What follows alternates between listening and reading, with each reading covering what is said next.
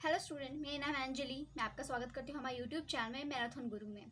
तो आज मैं आपके साथ शेयर करने वाली हूँ इकोनॉमी एंड इकोनॉमिक्स क्या होता है। ठीक है, इसमें से ज़्यादा जैसे CHSL और CGL में ज़्यादा क्वेश्चन नहीं आते, लेकिन CHSL में काफ़ी क्वेश्चन आते हैं। इसके 2-3 क्वेश्चन, जैसे बुक का नाम, फादर ऑफ मॉडर्न इकोनॉमिक्स। ठीक है, तो ये इसलिए मैंने सोचा कि आपको एक बार ये चीज़ डिस्कस कर लूँ आपके साथ। दूसरी अब देखो, हम स्टार्ट करते हैं इकोनॉमी एंड इकोनॉमिक्स होता क्या है। ये दोनों चीज़ें लग तो सेम रही है आपको, लेकिन ये सेम नहीं है, ये अलग अलग चीज़ें हैं। जैसे इकोनॉमी क्या होती है, इकोनॉमी किसी भी कंट्री का वो स्टेट होता है जिसमें आप उसको प्रोडक्शन और उसके कंजम्पशन और कितना, मतलब वो कंट्री कितना कंज्यूम कर रही है और कितना प्रोड्यूस कर रही है।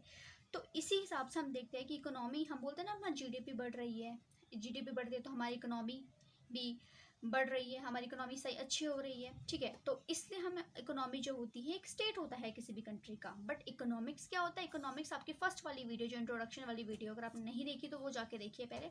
इकोनॉमिक्स मैंने आपको वहाँ डिटेल में एक्सप्लेन किया था कि इकोनॉमिक्स क्या होता है। एक ह्यूमन बिहेवियर है जो प्रोडक्शन और उन सब चीज़ों के साथ डील करता है। नॉलेज है, मतलब एक ह्यूमन बिहेवियर और production, consumption, transfer of wealth के साथ डील करता है। ठीक है, तो अब मैं आपको साथ डिस्कस करने वाली हूँ कि फादर ऑफ इंडियन इकोनॉमिक्स क्या होता है। अब फादर ऑफ, आपने मॉडर्न इकोनॉमिक्स से सुना होगा, एडम स्मिथ, सबको पता है, इसमें से क्वेश्चन भी आ सकता है। बट एक क्वेश्चन आता है कि फादर ऑफ इंडियन इकोनॉमिक्स कौन है। उनको PV नरसिम्हा राव।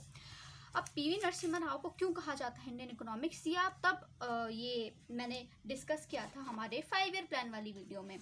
क्योंकि PV नरसिम्हा राव जो थे, उनने क्या करा था, PV नरसिम्हा राव ने इकोनॉमिक रिफॉर्म्स क्या किए थे, उनने इकोनॉमिक रिफॉर्म्स स्टार्ट किए थे, इकोनॉमिक रिफॉर्म्स स्टार्ट किए थे, इसलिए इनको इंडियन इकोनॉमिक्स का फादर कहा जाता है। ठीक है, अब देखो, फादर ऑफ मॉडर्न इकोनॉमिक्स जो है एडम स्मिथ है, सबको पता होता है, बिकॉज ये बहुत सारे एग्जाम्स में आ चुका है, बहुत सारे एग्जाम में आ चुका है ये वाला क्वेश्चन। और इसमें एक और चीज़ बनती है कि फादर, इनने बुक कौन सी लिखी थी, उस बुक का नाम है द वेल्थ ऑफ नेशन।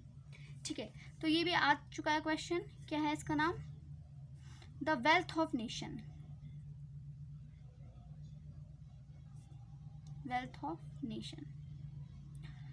ठीक है, अब मैं आपसे डिस्कस करूंगी कि ये, इसमें इतना ही ज़्यादा कुछ नहीं आता। इसमें इकोनॉमिक्स जो होती है वो 2 पार्ट में डिवाइडेड है। जो इकोनॉमिक बैकग्राउंड से होंगे उनको पता होगा ये, बट जो नहीं है उनको भी मैं बताती हूँ। इकोनॉमिक्स जो होता है बेसिकली 2 पार्ट में डिवाइड, एक होता है मैक्रो इकोनॉमिक्स, एक होता है micro economics.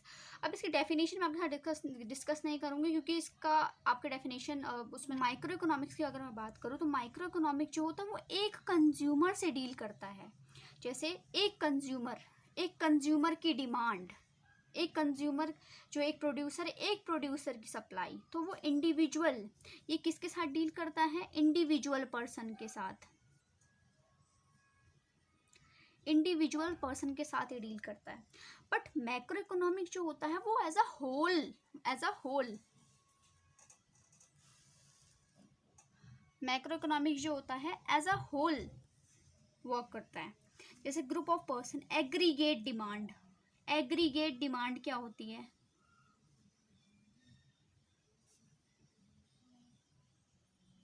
Aggregate demand, aggregate supply, मतलब मिलाकर पूरी हमारी कंट्री में कितनी डिमांड हुई है उस पर्टिकुलर चीज़ को लेके, या फिर पूरी हमारी कंट्री में कितनी सप्लाई हुई है उस पर्टिकुलर चीज़ को लेके। तो ये क्या करता है, ग्रुप ऑफ कंज्यूमर में डील करता है मैक्रो इकोनॉमिक्स। ठीक है, दोनों ही हमारा GDP के लिए इंपॉर्टेंट होते हैं, क्योंकि अगर आपको, अब मैंने बताया था कि मैं माइक्रो इकोनॉमिक्स में क्या होता है, पर कैपिटा इनकम का जो हमारा एक कॉन्सेप्ट था। पर कैपिटा इनकम का कॉन्सेप्ट क्या होता है कि किसी एक इंडिविजुअल की इनकम, उसके हिसाब से हम देखते हैं कि हमारा जो देश है, हमारी जो कंट्री है, वो कैसी ग्रो कर रही है, नहीं ग्रो कर रही है, वो पर कैपिटा इनकम से नापा जाता है। फाइन, ये वाली 2 सब चीज़ें दोनों नॉर्मल से बेसिक सी चीज़ें हैं, बट इम्पॉर्टेंट भी हैं। अब मैं डिस्कस करूँगी आपके इकोनॉमिक सिस्टम। अब हमारी जो इकोनॉमी है वो डील करती है, सिस्टम्स होते हैं इसमें।